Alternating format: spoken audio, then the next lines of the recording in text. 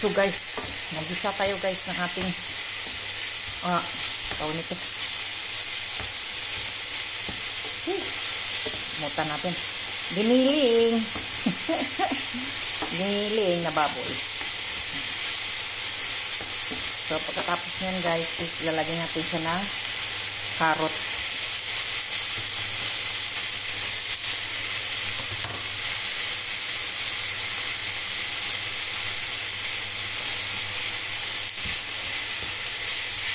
Ito ay gagawin natin lumpia guys. Ganito ako magawa ng lumpia. Gulay siya. Kaya healthy food siya. Masarap. Super sarap siya guys. Pag ganito ang niluluto niyong lumpia. Kasi pwede nyo siyang kainin na sariwang lumpia ang tawag. Sa Manila pa yan. Manila, gustong-gusto nila sariwang lumpia. Ang sinakain. So, ayan, ganyan siya guys. Ilagay yung aking repolyo. At saka sili at saka sibuyas.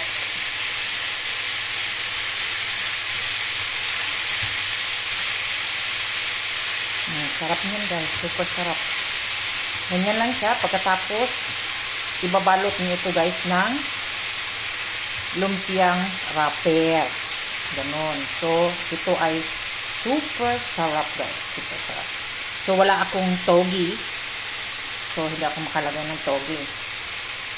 Kaya, ganito lang. Lutong bahay lang guys. Kasi dalawa lang kami kakain nito. Yung anak ko lang.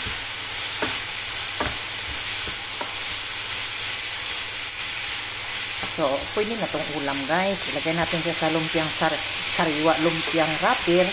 Ayan, napakasarap niya na yan guys. So, ganito ang ginagawa ko guys. Kasi wala na akong ginagawa ngayon sa bahay. Kundi mag-arrange ng konti. Maglinis-linis ng konti. Kaya ngayon, luto-luto tayo ng konti. Kasi sa mood ako.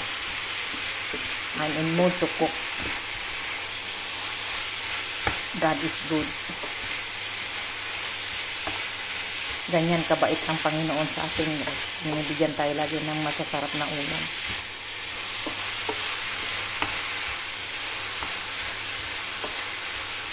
So may pritong isda pa ako dyan na nilagyan ko ng harina.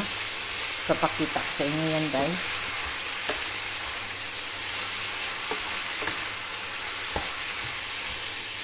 Sarap. Yung paborito ng anak ko guys. Kulang na lang dito guys, pansit no? Kasi parang papansit tayo eh. So wag na nating sobrahan kasi baka ma-overcook.